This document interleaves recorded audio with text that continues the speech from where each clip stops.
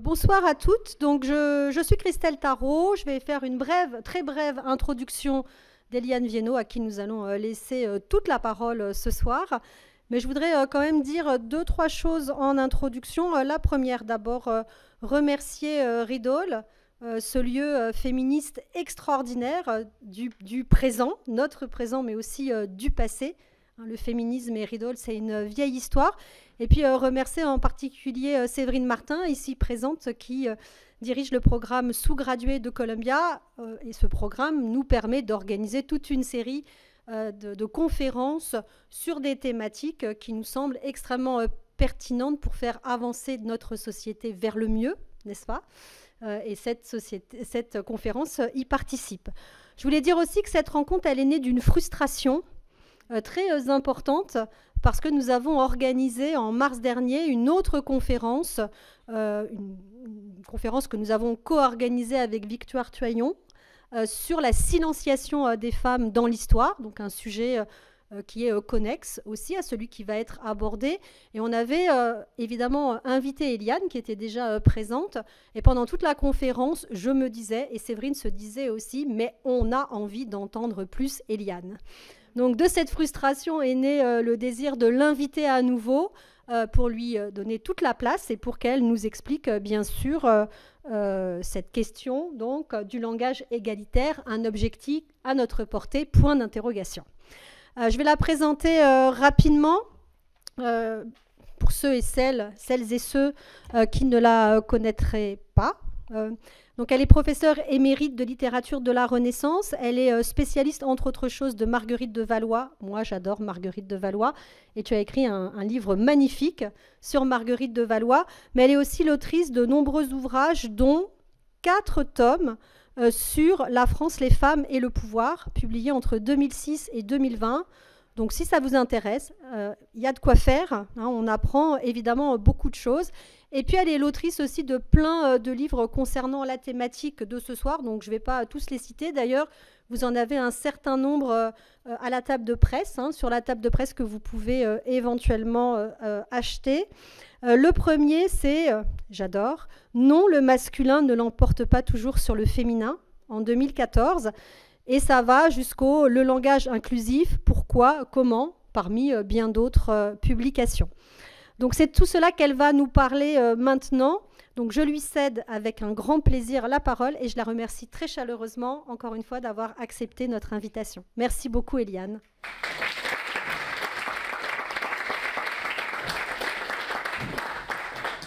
Alors je vais commencer par vous remercier, vous, de m'inviter une fois de plus dans ce lieu, dans lequel j'ai passé beaucoup d'heures, beaucoup de temps, beaucoup d'années, puisque quand je suis rentrée des États-Unis en 86, j'ai fait la connaissance de Danielle Osdubosc peut-être quelques mois après, et elle est devenue mon amie. On a commencé un travail long et fructueux ensemble. On a fait ici notre premier colloque, etc. Donc voilà, je sens que ces mannes sont là et je suis très contente d'être ici.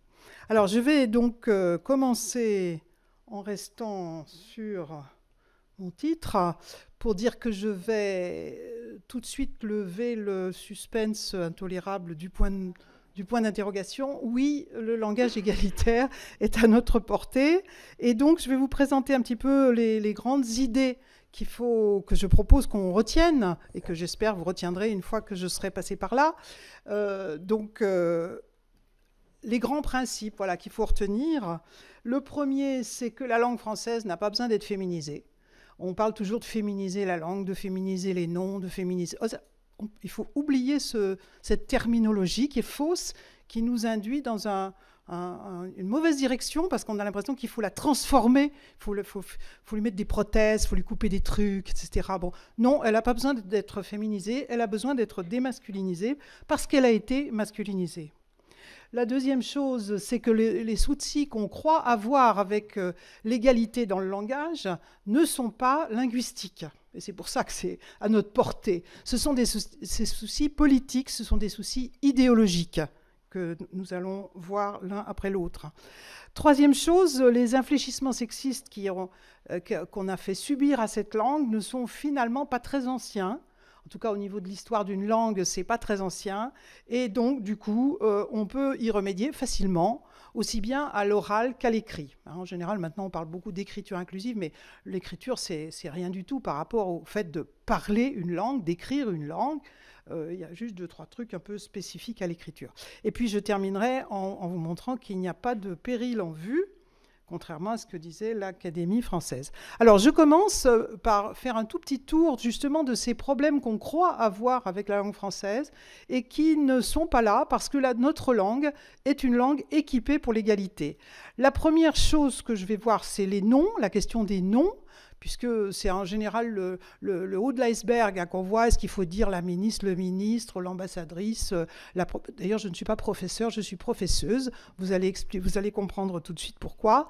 Et les noms féminins dont on a besoin, dont on nous a dit longtemps qu'ils étaient manquants, en fait, ils sont tous là. Et en général, ils sont là depuis des siècles. Alors, je vous donne un premier exemple qui date du XVe siècle, que j'ai laissé en orthographe de l'époque, mais c'est le seul que... on va vous perdre du temps à lire l'orthographe de l'époque. Après, j'ai tout mis en orthographe modernisée. Voyant le dit suppliant que la dite chambrière ne voulait dire ni confesser qu'elle fut grosse, lui dit qu'il était besoin de porter son urine de rechef à la dite médecine, ce qu'il fit. Laquelle médecine lui dit qu'elle était grosse. Bon. Donc, voyez, on est au XVe siècle. Une femme qui soigne, c'est une médecine. C'est aussi simple qu'un homme qui soigne, c'est un médecin. Même qu'il y a des voisins, des voisines, des cousins, des cousines, des Martins, des Martines. C'est comme ça qu'on dit. Hein, et personne ne vient dire que c'est « oh, on devrait faire la confusion », tout ça. Non, un médecin, une médecine. Un deuxième exemple, on est 2 siècles après. Parmi la première génération des académiciens, l'un écrit à l'autre « En une femme, il me semble qu'il n'y a rien de si dégoûtant que de s'ériger en écrivaine et entretenir pour cela seulement commerce avec les beaux esprits. » Tout ce que vous dites sur ce sujet-là et sur les femmes autrices est admirable. Donc voilà, on est en 1639. Le mot écrivaine, le mot autrice font partie du vocabulaire commun des lettrés. Ils n'ont pas encore pensé qu'on pouvait les chasser, les condamner, etc.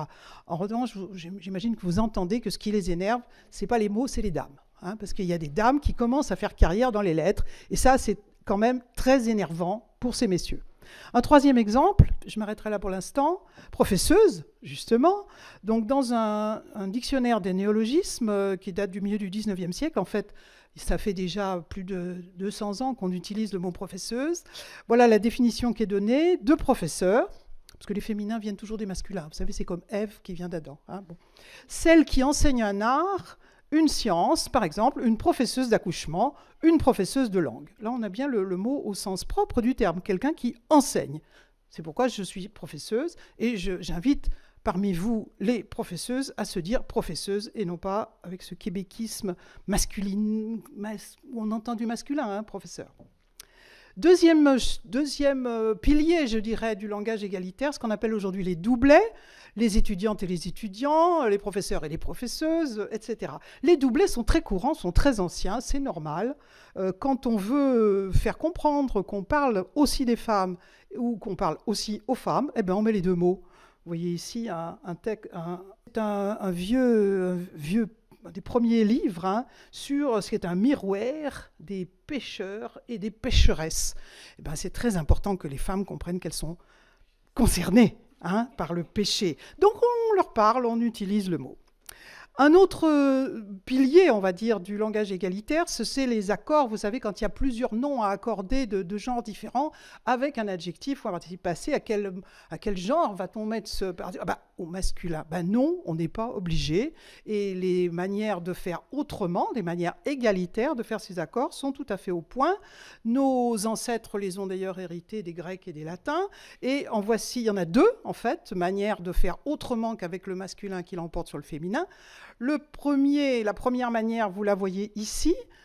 Alors là, vous avez la couverture d'un livre du XVIe siècle, le Parnasse des poètes français modernes, contenant leurs plus riches et graves sentences, discours, descriptions et doctes enseignements, recueillis par feu Gilles Corrozet, parisien. Recueillis, alors que vous avez avant une kyrielle de mots masculins et féminins.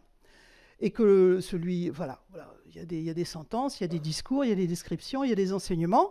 Il a choisi hein, c'est ce qu'on peut appeler l'accord au choix. Il a choisi d'accorder avec ce qui lui semble le plus important, qui est évidemment une information que nous perdons aujourd'hui lorsque nous appliquons la règle mécanique du masculin qui l'emporte. Alors on fait le policier ou la policière, on se dit avec quoi il a voulu, qu'est-ce que c'est qui est le plus important pour lui. C'est pas si compliqué, c'est ce qu'il a mis en premier, ça c'est un autre critère de ce qui est le plus important, hein, on met toujours en premier. Les modernes, les plus riches et graves sentences. Voilà, sentence, c'est ce qui a été mis en premier. Il y a 2 adjectifs, alors qu'aucun autre des termes ne reçoit 2 adjectifs. Certains n'en reçoivent pas du tout. Voilà, il a choisi, il nous explique. On est dans le milieu des plus lettrés, hein, parisiens de l'époque, le milieu des imprimeurs. Hein. Donc, ce n'est pas une faute. Hein. Voilà. Et la deuxième manière de faire, au-delà du choix, c'est celle que vous voyez ici dans un passage de Madame de Lafayette. Elle passa tout le jour, on parle de la princesse, elle passa tout le jour des fiançailles chez elle à se parer pour se trouver le soir au bal et au festin royal qui se faisait au Louvre. Alors, il y a 2 choses qui se font au Louvre, le bal et le festin, et pourtant, l'adjectif royal est au singulier et le verbe est au singulier. Donc ici, ce n'est pas un conflit de genre, c'est un conflit de nombre. Hein. Alors pourquoi est-ce que c'est au singulier alors qu'il y a 2 choses qui sont concernées par l'adjectif et le verbe? Parce que c'est une manière extrêmement simple de faire ces accords. On prend le mot le plus proche. Voilà. On ne se passe pas la tête. Combien y a-t-il de mots avant? Y a-t-il un masculin absolument dans le lot, etc. On prend le dernier. Le dernier ici, il est masculin singulier. Donc, on fait tout le reste, tout ce qui suit, le verbe, les adjectifs, les participes, etc., au masculin singulier. Évidemment, si c'était un féminin, ça serait le contraire. C'est ce qu'on appelle l'accord de proximité. Donc, voilà, nos ancêtres savaient faire. Il suffit qu'on apprenne à le faire à nouveau. 4e pilier, si je puis dire, du langage égalitaire, c'est est-ce qu'on peut dire que le virus passe à l'homme? Hélas, il ne passe pas qu'aux hommes. Hein. Bon, il passe aussi aux femmes. Alors, est-ce que le mot « homme » veut dire « femme aussi » ou pas? Eh bien non. En tout cas, depuis fort longtemps, ce mot « homme » ne veut pas dire « femme aussi ». Ce mot « homme » vient du homo latin. C'est vrai, du point de vue de la forme, hein, ça vient du mot homo latin. Sauf que le mot homo latin voulait dire humain. À côté de ce mot, il voulait dire tout le monde, quiconque. Et à côté de ce mot, il y avait un mot pour dire homme et un mot pour dire femme. Alors, on ne sait pas très bien quand, enfin, on ne sait pas du tout d'ailleurs quand, au cours du 1er millénaire, il y a eu une évolution de ce mot homme, voilà, qui s'est mis à ne plus désigner que les mâles. Ça s'est fait dans pas mal de langues romanes d'ailleurs, il n'y a pas qu'en français. Mais on sait que c'est terminé cette évolution à la fin du Moyen-Âge. Par exemple, ici, Nicole Orem, qui est le premier traducteur en français de l'éthique d'Aristote, s'explique dans son propos initial. Il dit, sur pas mal de choses, il s'explique, pas que là-dessus, hein, mais il dit « homo » signifie « homme et femme » en latin. Et nul mot de français ne signifie « équipolement ». Et pour cette raison, cette proposition est vraie, « mulier est homo », et cette proposition est fausse, femme est homme. Autrement dit, en latin, on pouvait dire mulier est homo, parce que ça voulait dire la femme est un humain. En français, en 1369, on ne peut plus dire que la femme est un homme, sinon ça fait rire tout le monde. Alors, à partir de ce moment-là, on a des milliers de textes qui nous montrent quand il y a écrit homme, ça ne veut pas dire les femmes aussi. Ou alors on n'a pas pensé à elles. Mais quand nos ancêtres voulaient vraiment faire comprendre qu'ils parlaient de tout le monde, alors ils faisaient autrement. Par exemple ici, un intendant qui nous dit ceci: il y a dans la généralité de La Rochelle environ 300 000 âmes de tout sexe et âge. C'est une des formules les plus courantes de dire ça concerne tout le monde. On ne dit pas homme, évidemment, parce que homme voudrait dire seulement les mâles. On dit de tout sexe et âge. C'est très courant. Donc, j'en arrive maintenant à une sorte d'explication historique, parce que pourquoi est-ce que cette langue, qui au fond est équipée pour nous permettre de nous exprimer de manière égalitaire, pourquoi est-ce que cette langue ne nous est pas parvenue, hein? Vous voyez qu'il n'y a pas de problème linguistique. Vous allez voir que c'est une affaire de société, c'est une affaire de politique. Alors, quand on fait l'histoire de cette langue, on repère plusieurs périodes qui ne vont pas dans le même sens. On a une première période de masculinisation de la langue. Quand je dis masculinisation, je ne veux pas dire que le latin et tout ça était égalitaire. Hein. La langue, c'est une pratique sociale. Donc, aucune langue, tant que la société n'est pas un lieu égalitaire. Aucune langue n'est égalitaire, quelle que soit la manière dont s'exprime la différence et la supériorité des hommes sur les femmes. Parce que quand on parle de masculinisation de la langue française, on parle d'une masculinisation délibérée en général, et en tout cas qui est faite depuis le Moyen-Âge. On ne parle pas d'avant. Donc une première période au XIIIe, XIVe siècle, on observe des phénomènes de masculinisation de la langue sous l'influence des clercs, parce que c'est l'époque où on a créé les universités, et oui, avec des hommes dans les universités, et il y avait eux qui, grosso modo, savaient écrire vraiment bien, maîtrisaient vraiment la langue publique. Alors, on n'a pas de preuve qu'ils ont voulu masculiniser la langue, parce qu'ils ne s'en expliquent pas, parce que personne ne les conteste. En revanche, il y a une deuxième période de masculinisation, où là, c'est très très clair, c'est celle qui déroule entre le XVIIe siècle, début des années 30 du XVIIe siècle, qui sont les années de création de l'Académie, qui a joué un rôle majeur là-dedans, jusque pas loin de la fin du XXe siècle. Donc là, on a vraiment des explications sur pourquoi il ne faut plus dire ça, mais il faut dire autrement, pourquoi il faut abandonner ci et adopter tel autre, et puis des gens qui contestent, vous allez le voir. Et entre ces deux périodes, il y a eu une période bien intéressante, qui est la période de la Renaissance, où au contraire, on voit un recul des premiers faits de masculinisation et même une féminisation assez importante du lexique. Par exemple, tous les mots en tris datent de la Renaissance. Alors pourquoi ? Parce qu'il y a des femmes au pouvoir à cette époque-là et que les lettrés ont dû travailler pour elles. Ils n'étaient plus en circuit fermé, ils devaient travailler non seulement pour le roi, pour les puissants, mais aussi pour les puissantes pendant à peu près 150 ans, et ça a évidemment laissé des marques. Et puis la dernière période de démasculinisation de la langue, c'est celle dans laquelle on se situe aujourd'hui, qui a commencé, grosso modo, dans les années 70. Alors, c'est la même chose, la période de la Renaissance, on n'a pas de preuves. Pour l'instant, je n'ai pas trouvé de preuves que des gens se disent « Ah, mais c'est insupportable ce qu'on fait il y a 100 ans, ce qu'ils ont fait, il faut vraiment reféminiser la langue. » On n'a pas ça. Mais en revanche, je vous dis, les deux dernières périodes, alors là, on a beaucoup de bruit, beaucoup de littérature, beaucoup de justifications, beaucoup de critiques. Alors, les principaux domaines concernés par la masculinisation de la langue, c'est d'abord la question des noms. Je parlais tout à l'heure.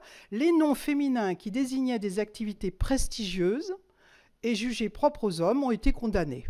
Ça n'en fait pas beaucoup, il y en a peut-être une vingtaine ou une trentaine dans toute l'histoire. Sur 5000 noms qui désignent les humains, c'est rien du tout, mais c'était les noms les plus prestigieux. Et par exemple, l'un de ces messieurs nous dit, 50 ans après la citation qu'on a vue tout à l'heure, il faut dire, cette femme est poète, est philosophe, est médecin, est auteur, est peintre, et non poétesse, philosophesse, médecine, autrice, peintresse, etc. Donc on a là une condamnation non pas des usages fautifs, parce qu'aucun grammairien ne s'intéresse aux usages du peuple avant le XXe siècle. C'est la bonne société qui dit médecine, autrice, philosophesse, peintresse, etc. Et on le sait maintenant qu'on a tellement de livres qui sont numérisés que c'est pas compliqué. Si on cherche peintresse, autrice, etc., on en trouve des centaines.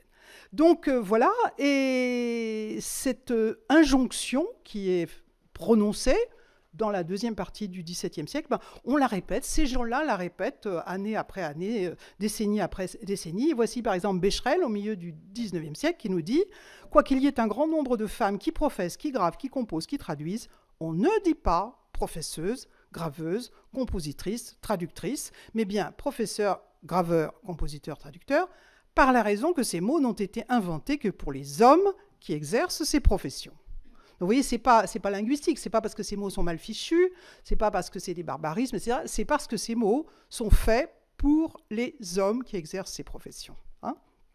Et vous revoyez, professeuse, tous les autres étant devenus normaux pour nous, graveuses, traductrices, etc. Deuxième domaine touché par le masculinisme linguistique, les pronoms. Des pronoms féminins, ce qui est très très important dans la langue, les pronoms, c'est la manière dont on parle de soi. On parle de soi, on parle à l'autre. Alors, des pronoms féminins ont été supprimés ou condamnés. Donc là, je vais m'intéresser seulement à un des pronoms. Il y en a plusieurs qui ont été supprimés, mais le plus important, celui qui a fait couler le plus d'encre et de bave, sans doute, c'est le pronom attribut. Je suis veuf et je le resterai, disaient les messieurs, et les dames disaient, je suis veuve et je la resterai. Et il n'y a rien de plus normal, puisque veuf, veuve sont des mots qui varient, le pronom qui les remplace varie aussi. Le, là, c'est connu comme le loup blanc, donc aucun problème. Mais les académiciens, voilà, un des premiers académiciens, entre en guerre contre cet usage des femmes, des grandes dames, hein, pas encore une fois, ce n'est pas une faute du peuple, hein, des grandes dames. Et il dit, c'est une faute que font presque toutes les femmes, et de Paris, et de la cour. Par exemple, je dis à une femme, quand je suis malade, j'aime avoir compagnie, j'aime bien voir des gens. Elle me répond, et moi, quand je la suis, je suis bien aise de ne voir personne. Je dis que c'est une faute de dire quand je la suis et qu'il faut dire quand je le suis. Elles ont continué à dire pas mal, à continuer de le dire assez longtemps.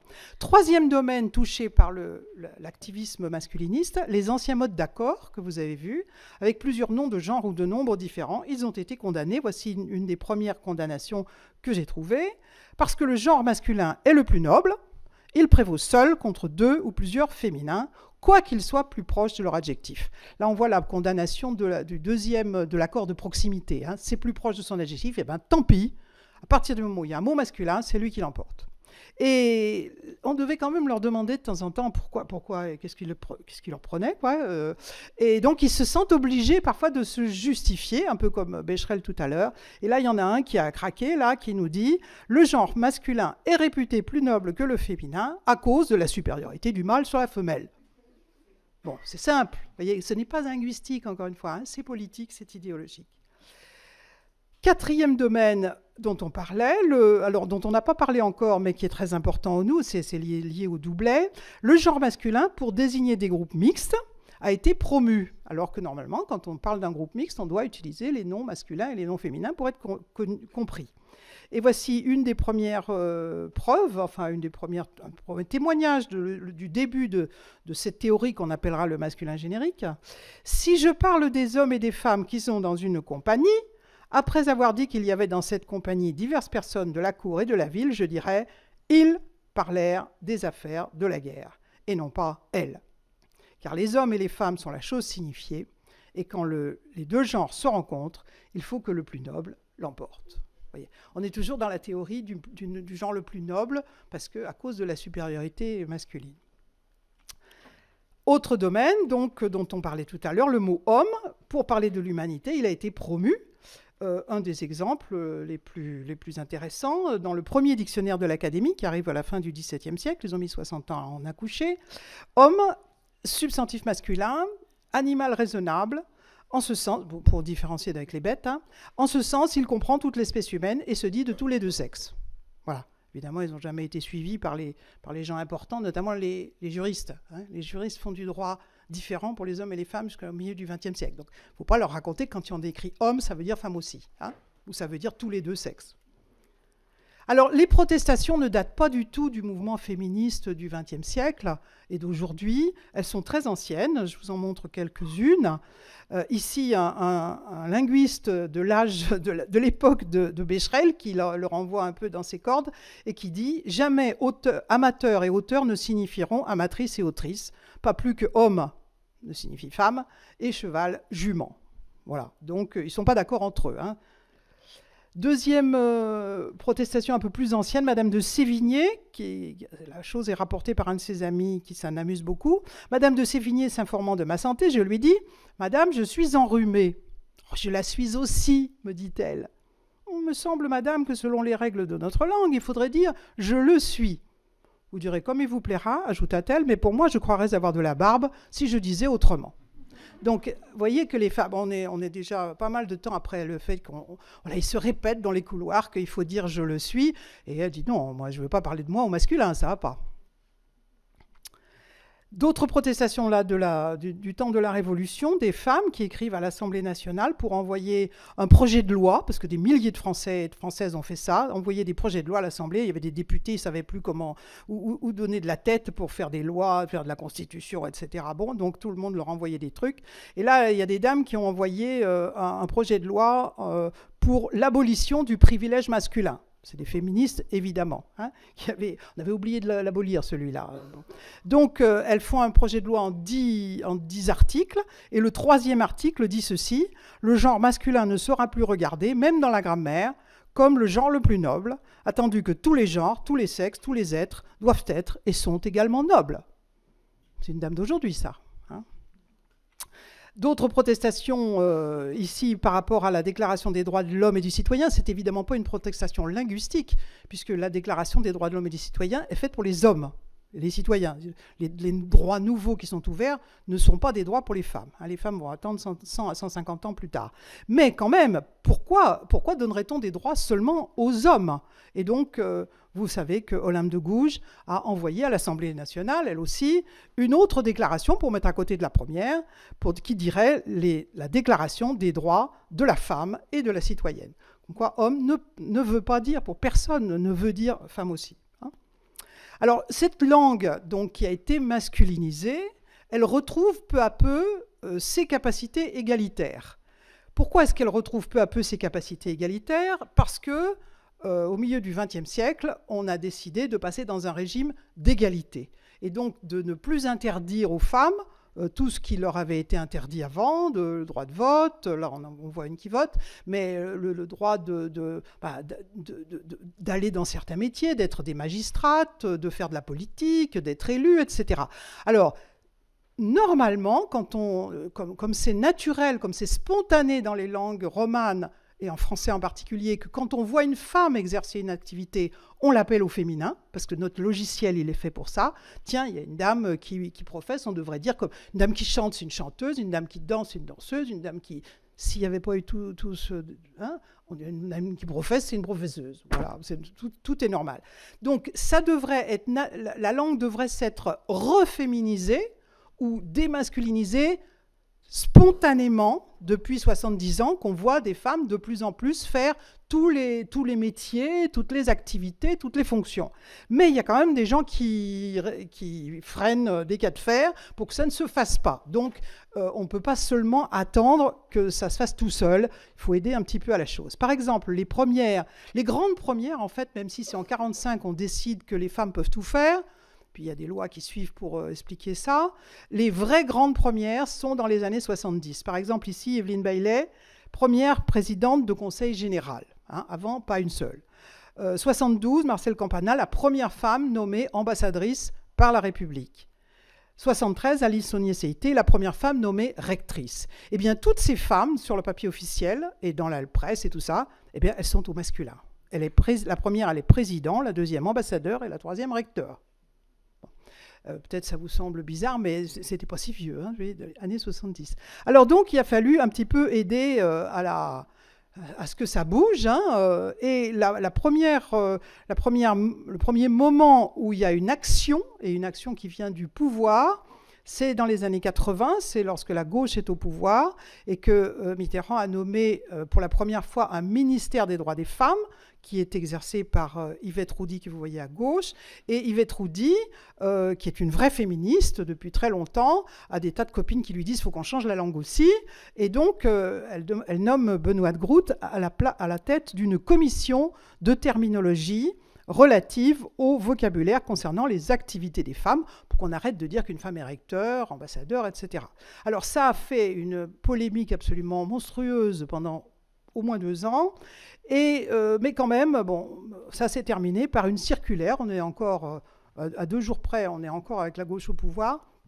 Fabius a bien voulu la signer juste avant de partir, circulaire du Premier ministre relative à la féminisation des noms de métiers, fonctions, grades ou titres. Et vous voyez qu'on est là dans la terminologie erronée dont je parlais tout à l'heure. Hein. Vous allez voir que toutes nos circulaires parlent de féminisation des noms. Il n'y a pas besoin de féminiser les noms, il y a juste besoin de les utiliser, d'utiliser ceux qui existent.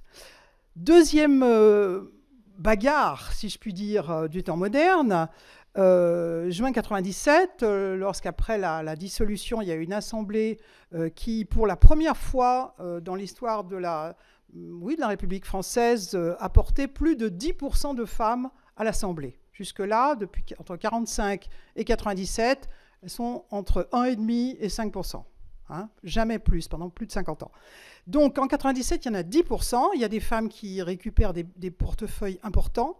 Et la première chose qu'elles font, elles demandent à ce qu'on les appelle Madame la Ministre. Je ne sais pas si vous voyez la révolution. Hein.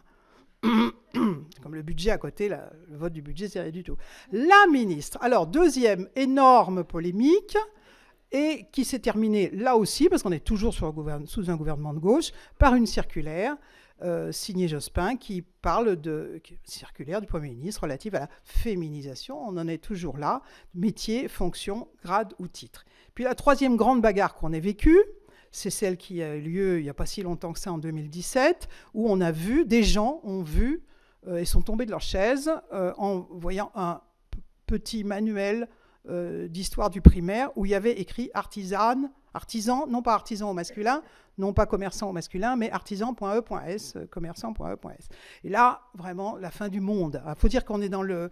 Il y a 15 jours que MeToo a démarré, alors c'est vraiment la fin du monde. Hein. Et puis, on en a rajouté une couche, puisqu'on a fait paraître un manifeste où 314 enseignants et enseignantes disaient « Nous n'enseignerons plus que le masculin l'emporte sur le féminin, puisqu'on a les moyens d'enseigner autre chose. » Alors, il y a eu une nouvelle énorme bagarre dans laquelle on est encore, hein, quelque part. Pour l'instant, ça fait un an qu'on n'en a pas parlé, mais il ne faut pas vendre la peau de l'ours avant qu'il soit tué. Ça a débouché sur 2 circulaires. Alors, je les ai en bleu, celle-là, et pas en rose, parce que celles-là, elles viennent du pouvoir de droite. Jusque-là, c'était des circulaires venant du pouvoir de gauche.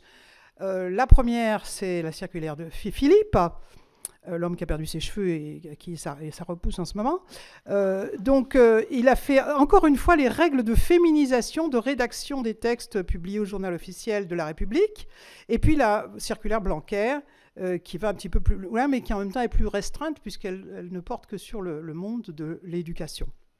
Donc, ces circulaires ont eu lieu. Et depuis, depuis 2020, on a eu 12 propositions de loi déposées à l'Assemblée nationale ou au Sénat contre l'écriture inclusive.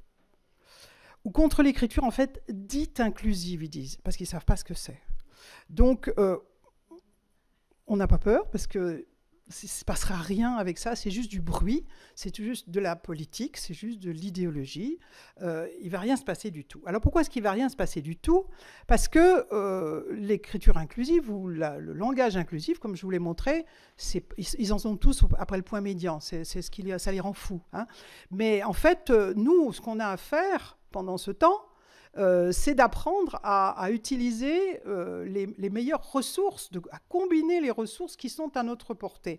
Alors, c'est quoi l'ensemble de ces ressources? C'est la première chose, c'est utiliser les noms féminins. Moi, j'ajoute les noms féminins qui ont fait leurs preuves, qui ont des centaines d'années d'usage, et ceux qui continuent à ne pas vraiment se naturaliser dans nos bouches ou sous nos plumes, c'est toujours les mêmes mots qui désignent ces professions, ces fonctions que les hommes voulaient absolument monopoliser. Les professions du savoir, de l'enseignement, hein, voilà.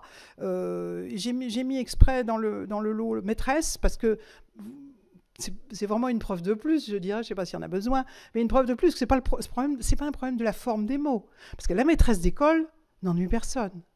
C'est la maîtresse de conférence qui commence à ennuyer des gens. Et puis alors, la maîtresse des requêtes au Conseil d'État, il faut arriver avec les selles, hein, parce qu'il y a des gens qui tombent dans les pommes. Hein. Bon. Voilà, c'est la représentation qu'on se fait de la fonction que la femme exerce. Et maîtresse, c'est être au-dessus de. Donc on veut bien qu'elle soit maîtresse d'école, on veut bien qu'elle soit maîtresse de maison, parce qu'il s'agit d'être au-dessus des plats et des assiettes et des serviettes, mais certainement pas au-dessus d'hommes, en position d'enseigner et d'apprendre, de former. Les métiers du commandement, hein, les fonctions du commandement, tous ces mots-là que je vous montre ont des centaines d'années d'existence. Hein, et plein de gens les ont utilisés sans problème. Voilà, faudrait expliquer ça aux gens qui font des séries télé. La Légion d'honneur, il faudrait expliquer ça, la Légion d'honneur, qui continue à décerner des titres au masculin, alors que tous ces mots existent depuis des centaines d'années. Les grandes fonctions des assemblées, du Conseil d'État, etc.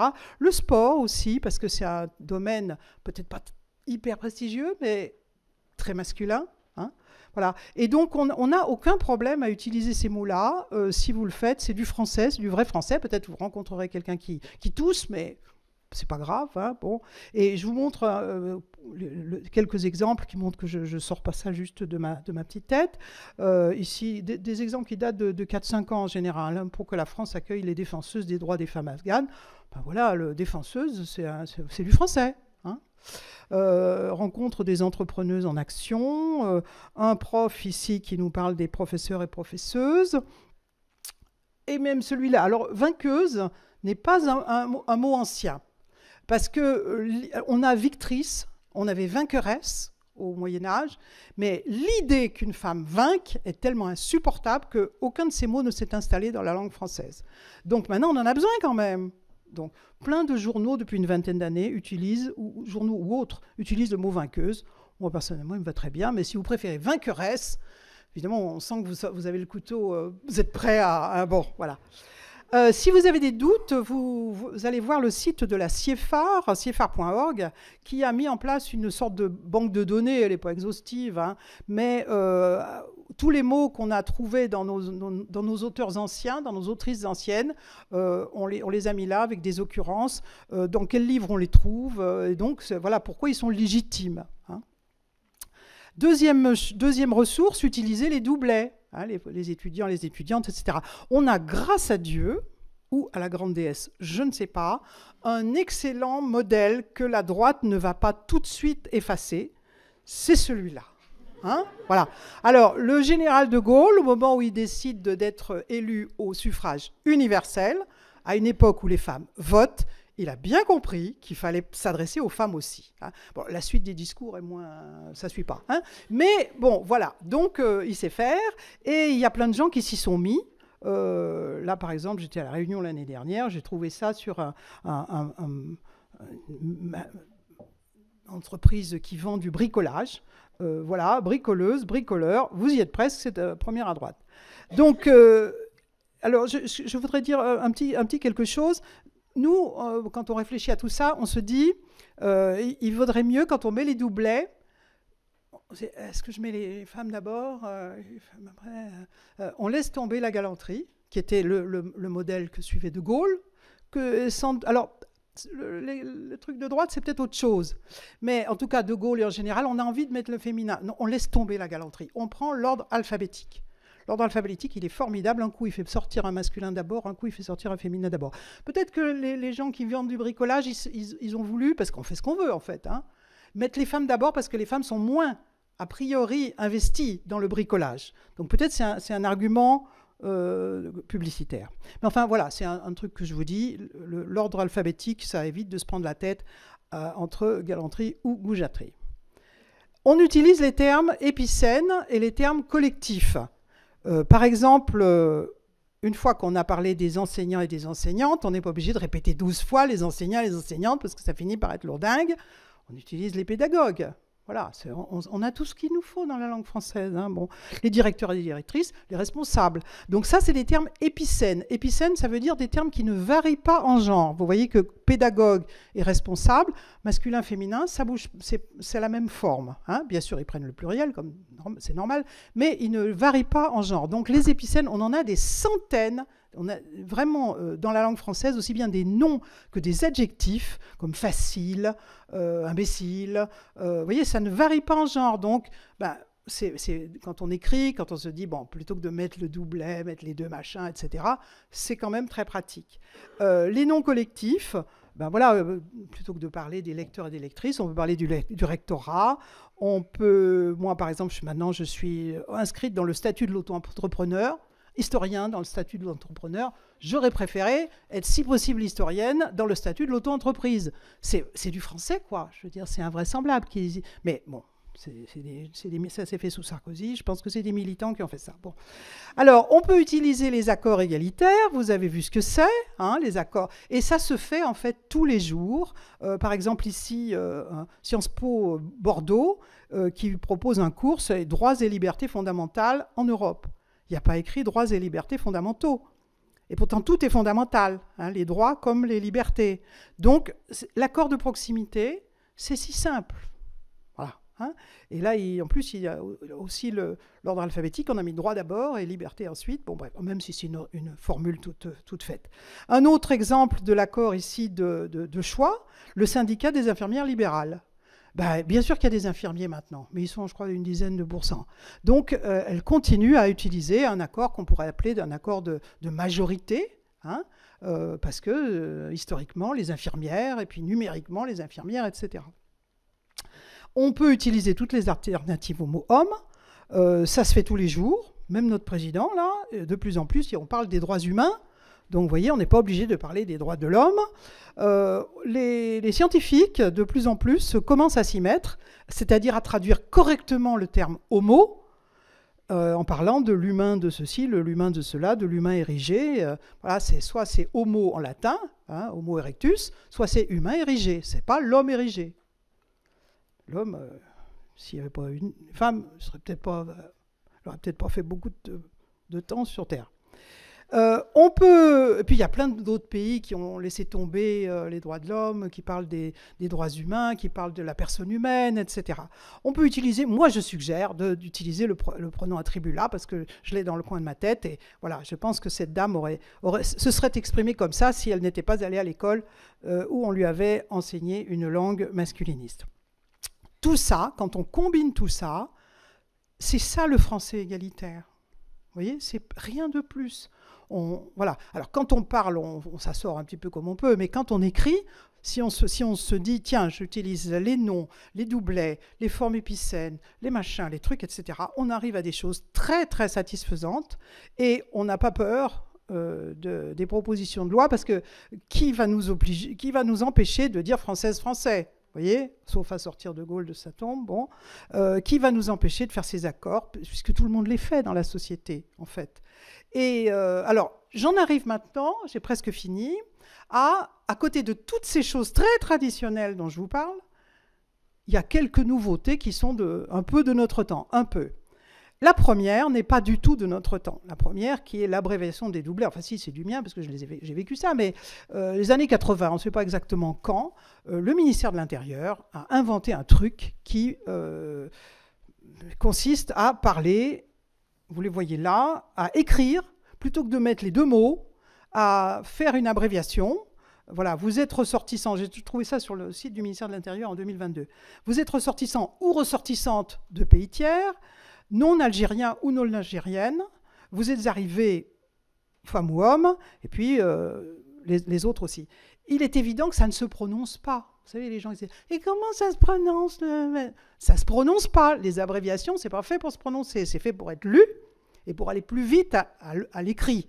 Mais évidemment, quand on parle, on est obligé de dire « Vous êtes ressortissant ou ressortissante ». Alors, ce « e » entre parenthèses, qui ont été donc inventés sans doute par un haut fonctionnaire du ministère de l'Éducation, non, de l'Intérieur, qui n'avait pas réfléchi à tout, ou qui était pour le maintien du droit de l'homme, eh bien, on n'en veut pas. Voilà. Et donc, ça fait 40 ou 50 ans que des gens qui voient passer ces E, entre parenthèses, s'énervent et se demandent par quoi on pourrait remplacer, si on veut continuer à faire l'abréviation, par quel signe plus correct, plus juste, on pourrait le remplacer.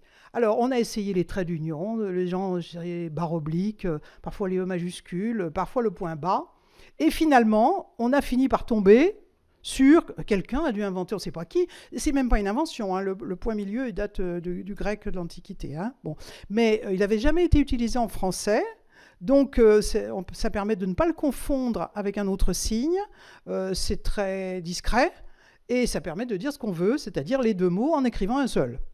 Alors, ça, il y a un consensus maintenant, parmi les gens qui travaillent là-dessus, que c'est meilleur le point médian que les autres trucs, les autres signes qui ont été cités. Il reste un peu des choses à homogénéiser, notamment pour les mots au pluriel. Alors, on a eu longtemps, et on voit encore, .e.s, hein, comme on a vu tout à l'heure, artisan, .e.s. Pourquoi est-ce qu'on a mis deux points? Parce qu'on vient de la matrice des parenthèses. Alors, comme il y avait deux parenthèses, ben, bêtement, on avait remis deux machins, deux traits d'union, deux barres obliques, deux points. Mais on n'en a pas besoin. On a besoin simplement d'un signe qui signifie que c'est à la fois masculin et féminin. Donc, on peut écrire le mot comme ça. on ne peut pas découper tous les mots. Bon, alors on peut le faire parce qu'on fait ce qu'on veut, mais on fait du charcutage. Hein, quand on commence à faire acteur-trice, actrice, bon. Donc il y a des mots qu'on ne peut pas abréger. On ne peut pas abréger tous les mots, et donc il faut les laisser tranquilles. Voilà, il y a une autre solution, mais elle va arriver après. Et au fond, quelle serait la règle? Alors la règle, je la précise ici. C'est très pratique et c'est très lisible de faire des abréviations avec le point médian quand il n'y a que des mots, des lettres à ajouter.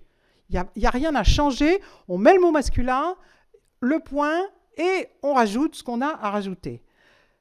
Parfois, en général, il n'y a que le E. Parfois, il y a un doublement de la consonne aussi. Hein, donc, on met ça entre les deux. On peut aller jusqu'à des mots comme ça qui, au féminin, ont un accent et au masculin, n'en ont pas, parce qu'on ne charcute pas le mot. Et en fait, l'esprit reconstitue d'emblée l'accent. Et on a quelques mots qui vont un tout petit peu plus loin, blanc, blanche, maître, maîtresse, etc., où il y a un peu plus qu'une lettre ou deux à rajouter. Ils ne sont pas très nombreux. Et évidemment, si ces mots sont tout pluriels, on ne rajoute pas de points. Mais surtout, on se souvient que ces abréviations sont facultatives. On n'a jamais besoin, nécessité. C'est pour ça qu'une loi contre les abréviations est absurde, puisqu'on continuera à écrire en langage égalitaire sans abréviation. Voilà, on mettra ressortissante et ressortissant, veuf et veuve, voilà, et ça sera du langage égalitaire. Quand on fait tout ça, je vous montre ici, quand on met tous quand on fait bien ces abréviations et surtout quand on combine toutes les ressources, en fait, on s'exprime de manière très lisible. Moi, par exemple, je vous donne mon dernier petit livre, c'est un exemple parce que j'ai pu faire les calculs sur mon livre. Voilà, il y a 98 pages, il y a 26 points médians. Bien sûr, il pourrait n'y en avoir aucun si j'avais une éditrice qui n'était pas celle qui est là-bas et qui me disait « les points médians, je vais mourir », ben, j'en aurais mis aucun. Ça serait un tout petit peu plus long, mais pas tellement. Hein. Voilà, toutes les 4 pages, toutes les 3-4 pages, on met un point médian. Et sinon, on s'appuie sur les autres ressources de la langue française et on s'en sort très bien. Alors, qu'est-ce qu'il y a de nouveau aussi alors, les néologismes, là dont je vais parler, c'est un peu plus nouveau. Ce n'est pas 1980, hein, c'est un peu plus nouveau. Par exemple, des pronoms nouveaux, comme « yel ». Les jeunes parlent-ils mal? Bon, ça a quelques années. Évidemment, c'est un mot valise, hein, c'est un « il » plus un « elle ». On pourrait mettre « parle-t-elle » et « il » mal. C'est un peu long. Dans une affiche, on a envie que ça claque comme ça. Et donc, voilà. Voilà, c'est un néologisme. Il faut que j'aille dans le même sens. Un autre néologisme qu'on entend de plus en plus aussi, qu'on voit de plus en plus, nous sommes la voix de celles qui n'en ont plus. Celles, bah, c'est la même chose, c'est un mot valise entre celles et ceux. Évidemment, on peut écrire celles et ceux si on n'a pas envie de celles, mais ça gagne pas grand-chose, hein, ça gagne 3 lettres. Hein, bon. Un néologisme qui marche bien, c'est toust. La PMA pour toust. Alors, toust, c'est plus pratique que les autres parce que souvent on l'utilise tout seul, ce mot-là. Et allez, on y va toust. On fait ça tous ensemble, etc. Donc, c'est bien pratique. Évidemment, si on préfère dire tous et toutes, on le fait. Et puis, il y a une deuxième sorte de néologismes qui sont en train de naître, qui ne sont plus des pronoms. Jusqu'à présent, c'est des pronoms. Hein. C'est des noms. Alors, en fait, il y a 2 séries de mots, les mots en teur, trice et teur, teuse, qui se prêtent à des créations de termes. Je pense que ça a dû arriver parce que quelqu'un avait écrit lecteur.is. Quelqu'un dit, mais on n'a pas besoin de ce point. Tu mets lecteuris et ça fait un mot français que tout le monde comprend. C'est pas vrai qu'on ne comprend pas. Hein. Lecteuris, c'est ni lecteur, ni lectrice. C'est un 3e mot, hyper facile à faire puisqu'on a déjà les 2 terminaisons. Voilà. Et le nec plus ultra, c'est de faire ces nouveaux mots des féminins. Comme ici, vous voyez, chère lectrice. Parce que si vous faites... D'abord, ça se comprend parce que ça se termine en is. En général, c'est les mots féminins qui se terminent en is. Et ensuite, si vous décidez que c'est un mot féminin plutôt qu'un mot épicène, vous n'avez plus aucun problème avec les accords qui suivent. Les lectrices ont été très satisfaites. Et point barre. Et on ne fait pas une très grande nouveauté. Dans la langue française, il y a déjà des mots féminins qui désignent des collectifs mixtes. Le mot personne, par exemple. Si je dis que toutes les personnes ici ont été satisfaites, tout le monde sait bien que dans les personnes, il y a à la fois des hommes et des femmes. Donc si on peut s'y faire, je pense qu'on va s'y faire d'ici quelques années, que dans visiteureuse ou dans lecteurice, ou des consommateuristes, qu'est-ce que ça serait pratique, consommateuristes, plutôt que les consommateurs et les consommatrices sont contents, point, enfin, bon, voilà. Donc, comme c'est pratique, je pense que ça va se développer. Même chose, c'est facultatif. On n'est jamais obligé d'utiliser des néologismes. Hein. Si vous n'aimez pas zapper, vous en trouvez un autre. Hein. Bon, voilà. Personne n'est obligé. Faire une loi, il y a des gens qui ont mis ça dans leur proposition de loi, interdire les néologismes. Alors, aucun péril en vue. À côté de ce que je vous montre, à côté de ces nouveautés qui sont absolument facultatives, il y a un autre programme que celui que je vous présente ici, qui consiste à des recherches expérimentales. Moi, le programme que je vous présente, c'est quelque chose qui consiste à rééquilibrer les pouvoirs du féminin et du masculin en se basant sur la langue française telle qu'elle existe. Donc tout le monde peut faire ça du jour au lendemain. Il y a d'autres gens qui cherchent autre chose, qui cherchent à dégenrer la langue française, c'est-à-dire à supprimer la variation de genre en français. Alors, la personne qui est la plus connue pour faire ça, c'est Alferraz, qui a écrit une grammaire du français inclusif, qui soutient sa thèse dans quelques jours, et qui propose que plutôt qu'on dise le ou la, qu'on dise lu. Plutôt qu'on dise ton ou ta, qu'on dise tu. J'ai pas compris pourquoi il y en a 3. Peut-être c'est le pluriel, je sais pas. Etc. Alors, il faut se représenter que, 1, c'est pas grave, s'il y a des gens qui s'amusent à ça, hein, ça ne nous enlève rien. 2, ça n'a rien à voir comme perspective par rapport au programme que je propose, hein, de rééquilibrer le féminin et le masculin, parce que c'est un programme il va falloir vraiment qu'il se remonte les manches, parce qu'il faut inventer des milliers de mots, et il faut en supprimer des milliers. Et ensuite, il faut convaincre les francophones de laisser tomber leur langue qui fonctionne, qui est améliorable, pour en attraper une 3e, ou une autre. Donc, il est évident que ça ne va pas concerner l'ensemble de la francophonie. Il est évident que ça concerne des petits groupes qui ont une recherche qui est tout à fait légitime. Il faut admettre cette recherche. Ces gens-là ne nous enlèvent rien. C'est comme les gens qui ont travaillé sur l'espéranto. Ils se réunissent chaque année, ils font des congrès, parlent en espéranto. Ils ne nous enlèvent rien. Hein, et ils ont bien le droit de faire ce qu'ils font. Il y a un autre jeune homme qui a eu une petite heure de gloire, un Suisse, là, il y a quelques années, qui a décidé de créer une graphie inclusive.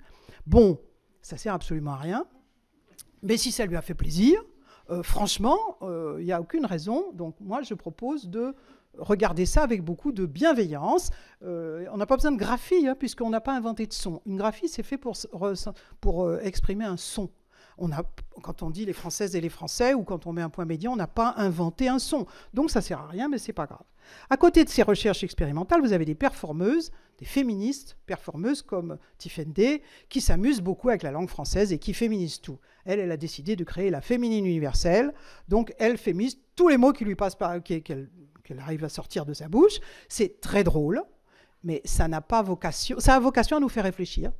Hein, à la domination incroyable du masculin dans la langue française, mais ça n'a pas de vocation à changer, à ce qu'on change de langue. Hein.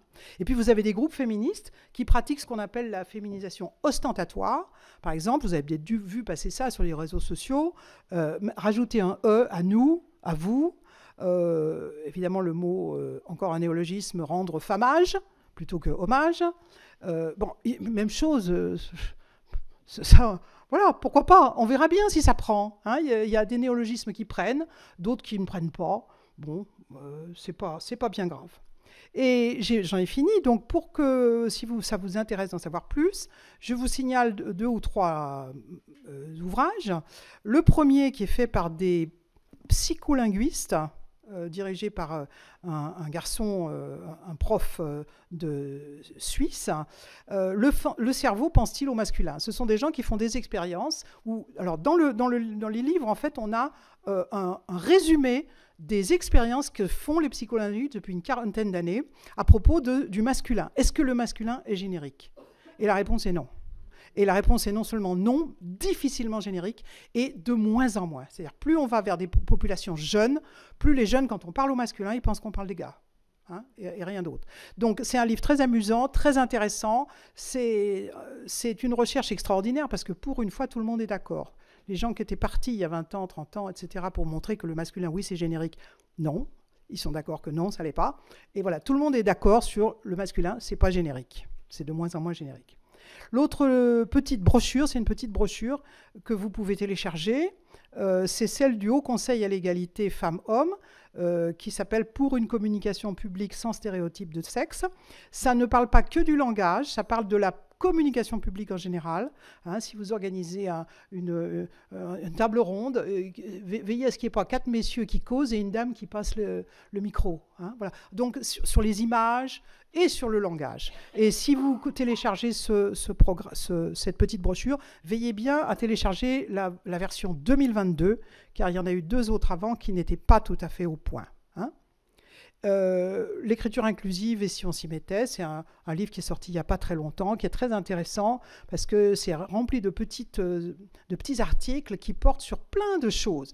Et évidemment, il y a des linguistes, mais aussi il y a des psychologues, il y a des informaticiens. Comment on fait dans l'informatique pour repérer les écritures inclusives, etc., etc. Donc, c'est une mine. Et puis les miens, que vous retrouverez en partie là-bas. Donc celui que j'ai sorti il y a 10 ans, dont j'ai parlé ici il y a 10 ans, Non, le masculin ne l'emporte pas sur le féminin, qui est donc reparu dans une autre édition. Ensuite, il y avait un livre qui n'est pas là, mais que vous pouvez toujours commander, L'Académie contre la langue française, un livre qui est né ici. Je le disais tout à l'heure à mon éditrice, c'est une des présentations que j'avais faites en 2014. Il y avait plusieurs linguistes ici qui ont dit « Allez, maintenant, on s'attaque à l'Académie. Hein » Donc, on s'est attaqué, on l'a eu. On l'a eu, ils ont fait un rapport, même en 2019, pour dire « Maintenant, vous pouvez dire ce que vous voulez, on ne vous embêtera plus. » Ils ont évidemment raté l'occasion de montrer qu'ils étaient utiles, puisqu'ils auraient pu aller un petit peu plus loin, donner des conseils, etc. Non, ils ont dit, on rend notre tablier, vous dites ce que vous voulez, on s'en fiche.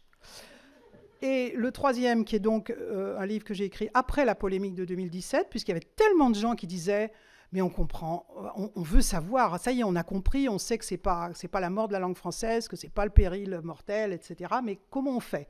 Donc c'est un livre qui est un peu plus tourné vers je dirais la pratique. Hein. Le petit dernier, là, 6,50 €, c'est formidable, c'est sur l'histoire du mot homme, hein, c'est rien d'autre. Et puis si ça vous intéresse davantage, j'ai un site internet où je mets la plupart non pas de mes livres, parce que sinon je ruinerais mon éditrice, mais de mes articles, ils sont en ligne. Voilà, et j'ai fini.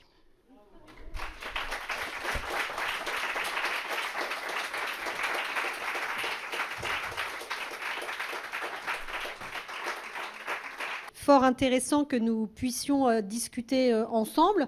Peut-être je vais lancer le débat, sachant que je ne vais pas du tout monopoliser l'attention. Mais je m'étonne, en fait, avec tous les outils qui sont présentés et qui ne sont pas nouveaux, que ce ne soit pas finalement des choses qui sont discutées dans le cadre de la grande institution qui est chargée de nous enseigner la langue, qui est l'éducation nationale. Donc tu as peu parlé de cela. Est-ce qu'il y a des avancées de ce point de vue, des reculs, des crispations, des empêchements, hein, voilà. Pourquoi est-ce qu'on ne peut pas enseigner dans nos écoles une langue qui soit celle-ci, même si nous sommes évidemment plusieurs à refuser maintenant donc cette fameuse règle que nous avons tous et toutes appris petit à l'école, le masculin l'emporte sur le féminin, parce qu'on nous dit que c'est symbolique, mais on sait bien que ce n'est pas seulement symbolique, évidemment. Et ensuite, à vous la parole. Alors en fait, dans l'éducation nationale, oui, ça progresse parce que les profs progressent, parce que dans les gens qui avaient signé le manifeste des 314, là, il y avait des inspecteurs et des inspectrices d'académie. Mais en fait, ça progresse lentement et ça n'atteint pas le gros du corps enseignant. Pour atteindre le gros du corps enseignant, qui a 1000 autres choses à faire que de se remettre à lire des livres, et qui lutte pour sa survie, il faut absolument que ça parte du ministère. Alors le problème, c'est que le ministère est tenu par des gens qui sont contre. hein. Il y a eu Pap Ndiaye pendant quelques mois, on lui a écrit, on lui a dit, il y avait des milliers de gens qui avaient signé notre pétition. Il a dit, je sais, je suis pour, on verra dans quelques mois. 3 semaines après, il est dehors. Bon. Donc voilà, il faut qu'on tombe sur quelqu'un qui est un peu malin, et qui serait ouvert, parce qu'il n'y a même pas besoin de le crier sur les toits, même s'il faut toujours craindre les gens qui se mobilisent contre ça.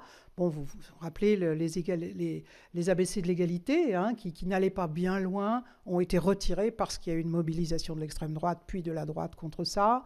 Toute cette polémique sur l'écriture inclusive, qui est complètement idiote, et qui est partie de la critique du manuel d'histoire, c'est la même chose. C'est des gens qui sont à la Manif pour tous et qui ont repéré ça dans un manuel. Alors si les gens qui sont dans les journaux avaient de quoi répondre, on ne serait pas parti dans cette folie-là. Maintenant, je pense qu'ils sont un petit peu plus... On a fait ce qu'il fallait depuis quelques années pour que ces idées se diffusent, que ce qu'on fait, c'est pas révolutionnaire. C'est juste, on parle comme Molière, ou la langue de Molière, c'est nous, hein, c'est pas eux. Hein, bon. Donc, voilà. Donc, ça prendrait peut-être moins aujourd'hui. Quand il y a eu une des propositions de loi qui est arrivée à l'Assemblée nationale l'année dernière, présentée par le RN, enfin, c'était d'un ridicule achevé, ils proposaient juste de supprimer les 2/3 de la langue française, parce qu'ils savent pas, encore une fois, ils savent pas, ces gens ne savent pas de quoi ils parlent. Hein. Bon, ça, tout le monde a rigolé. Bon. Donc, voilà, il faudrait vraiment qu'on décroche le ministère de l'Éducation nationale, hein, qui pourrait faire ça en douce, puisque il n'y a jamais eu d'interdiction d'utiliser les accords de proximité, jamais. Quand on a une dictée au brevet, on a un exemple, en 2015, il y avait une dictée au brevet où il y avait un accord possible, soit on accorde, soit on n'accorde pas. Hein. La consigne donnée aux correcteurs et correctrices, c'était de laisser les deux possibilités. Donc voilà, on a tout ce qu'il faut pour arrêter d'enseigner cette règle, cette loi scélérate, hein, du masculin qui l'emporte sur le féminin. Il suffirait de faire savoir aux profs qu'on ne le fait plus, on fait autrement, on montre qu'il y a différentes manières de faire, etc., etc. Mais il faut des gens courageux, il faut des gens sans doute de gauche et courageux au ministère de l'Éducation nationale, et ça fait longtemps qu'on n'en a pas vu, quoi. Mais c'est sûr que il faut décrocher ça, sinon dans 30 ans, il y aura quelqu'un qui vous expliquera, qui expliquera aux plus jeunes, qui ne seront plus jeunes, exactement ce que j'ai raconté aujourd'hui. Bonjour. Vous avez évoqué les différents projets de loi et à chaque fois le fait qu'il y ait le mot féminisation dedans. Finalement, quel terme on peut utiliser pour que le titre du projet de loi soit quand même clair et que finalement, ce qu'on souhaite utiliser, c'est seulement les différentes déclinaisons du mot. Féminisation a le défaut de ce que vous avez expliqué, mais l'avantage au moins d'être clair. Quel mot finalement on peut utiliser? Comment on peut présenter ce sujet-là pour éviter justement de juste dire féminisation?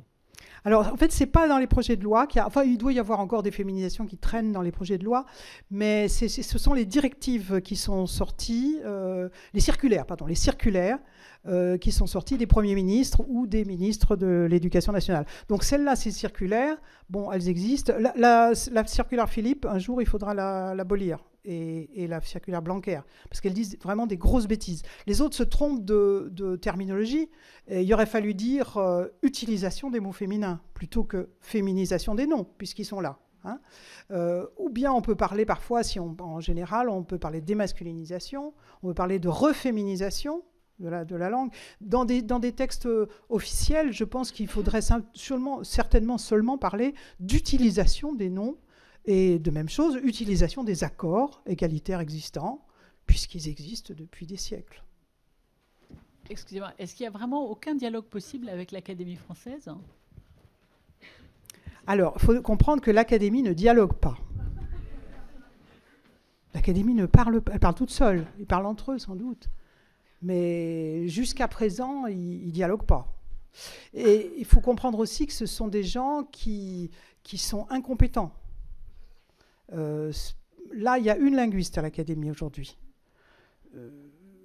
Voilà. Et les gens qui rentrent à l'Académie en général, depuis que l'Académie, depuis le XVIIe siècle, depuis que c'est devenu une institution très prestigieuse, les gens qui rentrent à l'Académie ne rentrent pas pour faire le dictionnaire. Ils s'en foutent complètement. Il y a toujours 3-4 personnes qui sont astreintes à faire ça, puisque c'est leur raison d'être. C'est leur raison d'être. En fait, il y avait dans les statuts de création de l'Académie, ils s'étaient engagés à faire 4 choses. Un dictionnaire, une grammaire, une rhétorique et une stylistique. Quelque chose qu'on appelle une poétique. On appellerait aujourd'hui stylistique. Ils n'ont jamais fait la poétique, ils n'ont jamais fait la rhétorique, ils ont fait une fois une grammaire, non, c'était pas sous Pétain, c'est avant-guerre, c'était des gens d'extrême droite. Tout le monde a éclaté de rire, tellement c'était bête. Donc, ils font que le dictionnaire. C'est leur raison d'être. C'est leur boulet. C'est leur boulet. Mais s'ils ne font plus le dictionnaire, qu'est-ce qu'ils vont faire? Il faudrait qu'il y ait des gens compétents dans l'Académie. Et le problème n'est pas l'Académie, le problème, c'est le président de la République. Les présidents de la République. Car personne ne rentre à l'Académie, c'est le statut 1, l'article 1 des statuts de l'Académie. Nul ne rentre à l'Académie qui n'ait l'aval du protecteur.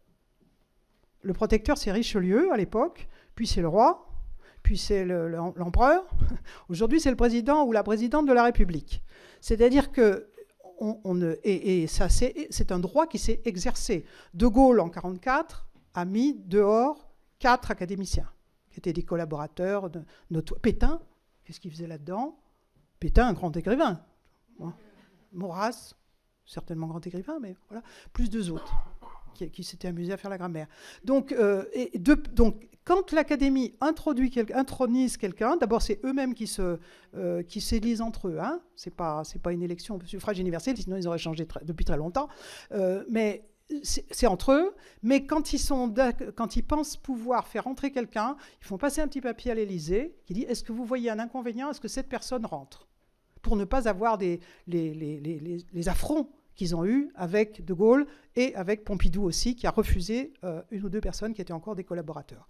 Donc, il suffirait que le président de la République, ou le nôtre, dise: tant que vous ne me présentez pas, d'abord des femmes jusqu'à ce qu'il y ait la parité, ensuite des linguistes. Je dis non. Et en 10 ans, c'est réglé l'affaire, parce qu'ils ont tous 80 ans en moyenne. Donc, c'est vraiment une institution qui pourrait être mise au service de la nation. Et évidemment qu'ils n'auraient pas à faire un dictionnaire, parce qu'ils ne sont pas équipés pour faire un dictionnaire. Et puis il y a Larousse, il y a Robert, il y a Wikipédia, je ne sais pas quoi, Wiktionnaire. Donc ils ne sont pas du tout équipés pour faire ça, mais ils pourraient faire autre chose. Ils pourraient penser aux besoins de la nation, faire des colloques, faire des propositions, faire des réflexions avec les linguistes, voilà. Mais voilà. Alors en attendant, dans l'état où ils sont, c'est un état c'est une espèce d'EHPAD masculine, hein, contrairement à toutes les EHPAD, et ils sont bunkérisés dans leur machin, et ils veulent pas discuter, parce que dès qu'ils discutent, ils se font ridiculiser. Ils sont trop, voilà, ils pensent qu'ils ont raison, mais dès qu'ils se mettent à parler langue, on les écrase en 3 minutes, quoi. Donc ils discutent pas. Ça va peut-être changer, hein, mais pour l'instant, ils ne discutent pas.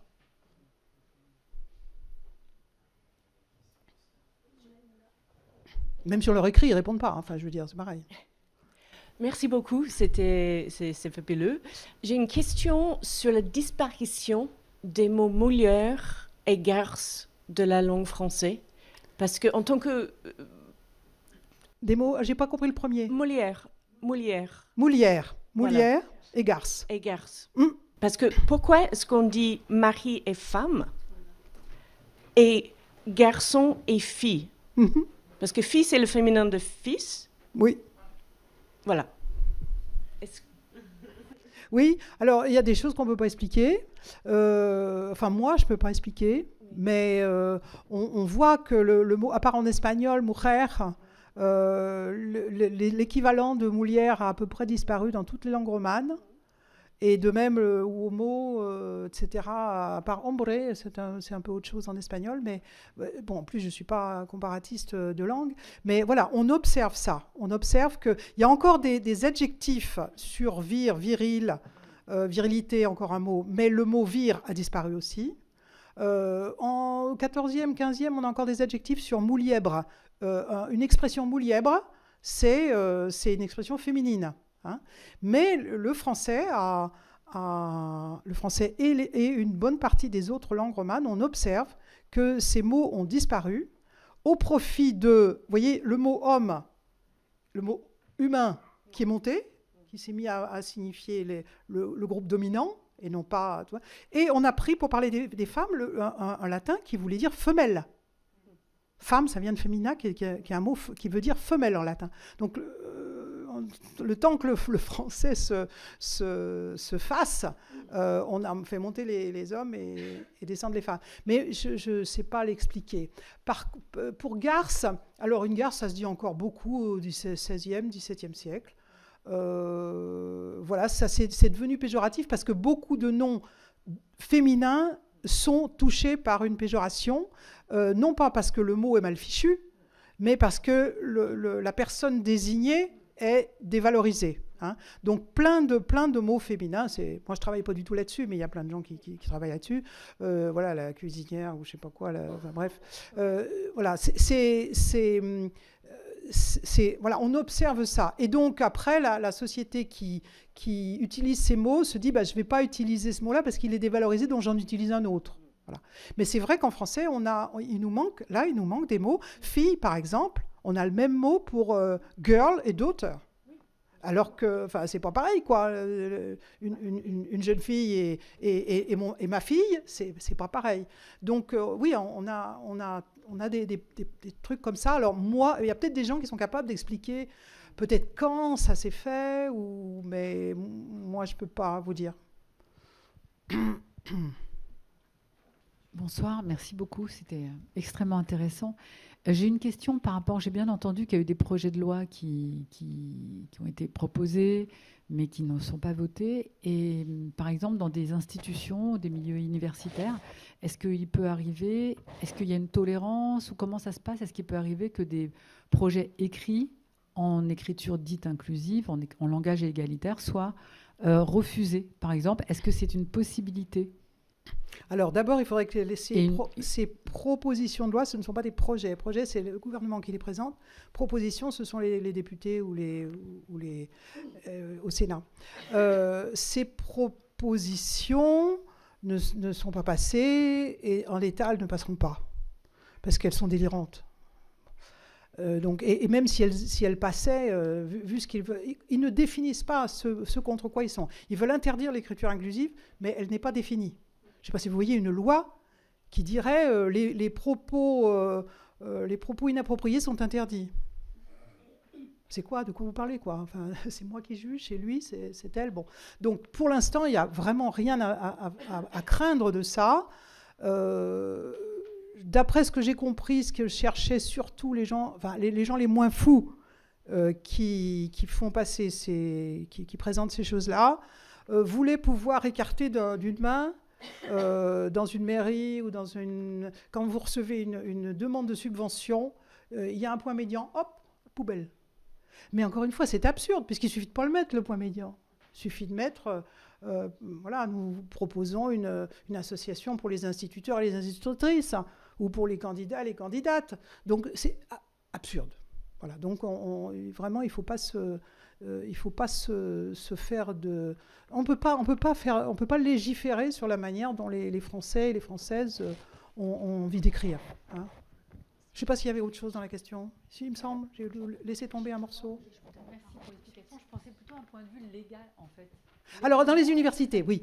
D'abord, l'université, jusqu'à présent, les gens qui sont dans l'université peuvent faire ce qu'ils veulent. Hein, et notamment les gens qui ont un statut universitaire. On a la liberté d'expression absolue. Et donc, on fait ce qu'on veut. D'accord ? Maintenant, il y a évidemment des endroits où il y a de la droite et de la gauche, des réacs et des progressistes, etc., qui s'affrontent et qui essayent de faire passer des interdictions, comme quoi il ne faudrait pas, etc., etc. Bon, jusqu'à présent, il y a eu deux procès.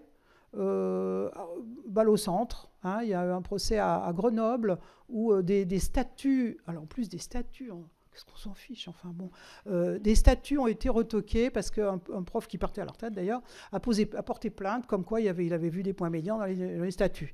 Et le tribunal a dit que c'était insupportable et qu'il fallait refaire les statuts. Je ne sais pas d'ailleurs où en est la direction de l'université qui aurait pu les envoyer paître. Hein.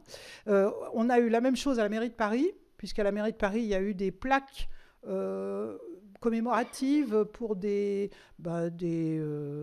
gens, des élus, hein, hommes et femmes. Donc il y a sur une plaque commémorative quelque part à la mairie de Paris, il y a 2-3 points médians qui se promènent. Et il y a des opposants qui ont porté plainte. Et le tribunal a dit, c'est du français. On est désolé, c'est du français. Donc, je vous dis, pour l'instant, et à l'université, on fait ce qu'on veut. Voilà. Le problème, c'est les rapports de force internes à l'université. Hein, si on est là, on peut être mis dans de sales draps parce qu'on a des collègues qui se montent contre vous, etc. Mais ils ne peuvent pas s'appuyer sur des textes réglementaires. Juste pour ajouter, il y a aussi des grandes résistances dans le milieu éditorial. C'est-à-dire que dans le milieu éditorial français, c'est compliqué d'imposer, par exemple, le point médian. Ça donne lieu à des discussions. Il faut discuter. Aussi, oui, mais parfois, la discussion, elle est quand même voilà, ça dépend de qui on a en face de soi. Compliqué. Moi, je sais que je publie depuis au moins 6 ou 7 ans maintenant des bouquins avec des points médians, dont chez Gallimard. Une fois qu'on a expliqué aux gens qu'il y en aurait un tous les 4 pages, et que si vraiment ils insistaient, il y en aurait peut-être un toutes les 19 pages. Ils disaient, ah bon, c'est ça? Ah bon, vous n'allez pas en truffer les pages? Ben non, on sait faire autrement. Donc voilà, il faut discuter, mais si on tombe sur un idéologue, ou une idéologue, ça peut coincer. Mais à ce moment-là, on met les trucs en double, quoi. Puis après, il y a forcément un moment où les gens se disent, dis donc, tu pourrais pas aller un peu plus vite, là? Parce que les abréviations, c'est quand même assez utile. Ça a dû être inventé le lendemain de l'invention de l'écriture. Vous voyez? Donc, un jour, il y a des gens qui vont retomber sur Terre et se dire « Ah oui, c'est juste ça, c'est juste une abréviation ». C'est sûr qu'il ne faut pas en farcir les pages, parce que sinon, on rend la lecture difficile. Et il ne faut pas couper n'importe quel mot, etc., etc. Mais encore une fois, quand on sait faire, on peut proposer des textes à des éditeurs très traditionnels. Moi, j'ai publié chez Belin, ou des choses comme ça. Il faut laisser passer, hein. Est-ce qu'on connaît l'origine de ce pseudo féminin qui consiste à ajouter un « e » à des noms masculins comme auteur ou procureur? C'est un québéquisme. Ah, d'accord. C'est l'Office français de la langue, enfin l'Office québécois de la langue française qui a proposé ça dans les années 70. Qui était, à mon avis... après, ils s'en sont un peu mordus les doigts parce que tout le monde s'est mis à mettre des « e » à des mots, genre directeur avec un « e », enfin bon... donc ils ont dit non, pas tout. Bon, bref. Mais je pense qu'au départ, ça devait être fait. Et il y a eu dès le début des protestations de linguistes féministes qui ont dit mais non, mais auteur, il n'y a pas de raison de mettre un E, on a autrice en français. Bon. Mais je pense que c'est une manière de ménager la chèvre et le chou. De ne pas se payer la polémique qu'on a eue, nous, en France. On va mettre un E au bout des mots masculins. Professeur, on met un E. Auteur, on met un E. Les dames seront contentes. Enfin, les dames féministes seront contentes. Les messieurs ne verront pas d'erreur, de problème, puisque à l'oral, c'est du masculin. Maintenant, il faut repartir dans l'autre sens. Et au Québec, il y a des gens qui disent non, on veut pas de ce mauvais... Maintenant, une fois que les usages se sont installés... Mais en France, on avait la chance que nos élites masculinistes ont toujours refusé, et l'Académie en premier, les « e » au bout de professeur ou d'auteur. Ils disaient c'est un barbarisme, il faut laisser ces mots-là au masculin. Du coup, on a eu plus de facilité à dire mais il y a des mots féminins là. Donc, voilà. Mais voilà, ça vient de là. Bonsoir, merci beaucoup. Elle est courte. Comment on fait pour les nouveaux métiers?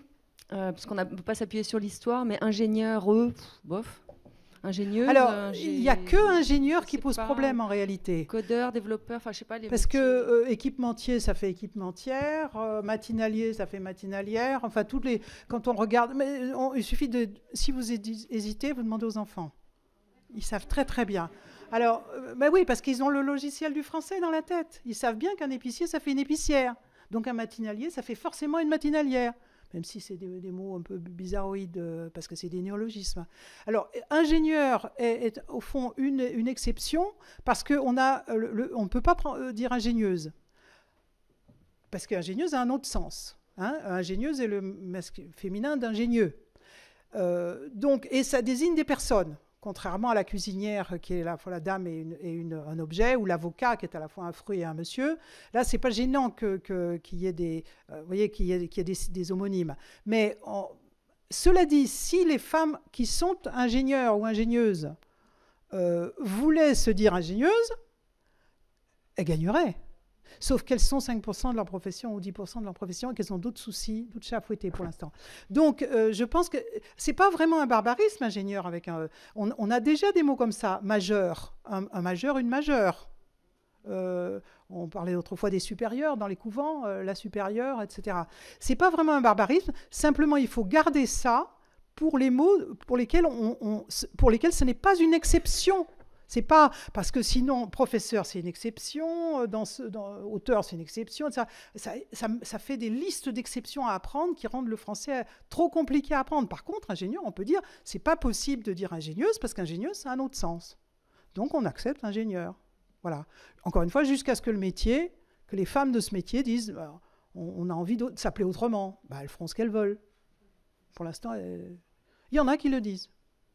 Qui disent je suis ingénieuse. Mais c'est vrai là, on est dans la confusion puisque ça porte sur des personnes. Alors, bien sûr qu'une ingénieuse peut être ingénieuse. Un ingénieur peut être ingénieux. Hein, bon. Mais en général, ça va plutôt même avec. Mais c'est vrai que là, on a un souci. Là, on a un souci linguistique. Pas un souci idéologique, on a un souci linguistique. Pour le reste, on n'a que des soucis idéologiques. Pour les auteurs, les professeurs, les assesseurs, les ambassadeurs, etc., on n'a que des soucis idéologiques. Et on a la solution linguistique. Mais la plupart des nouveaux métiers, il y en a tous les ans, ne posent aucun problème. On suit la règle. Les séries de mots français. Un soldat, une soldate. Voilà. Bon. C'est passé, vous avez vu, depuis quelques jours, là où on libère des soldates. À toutes les actualités, j'ai entendu soldate. Ah, c'est bon.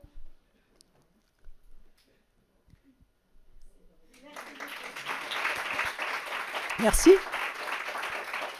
À vous maintenant.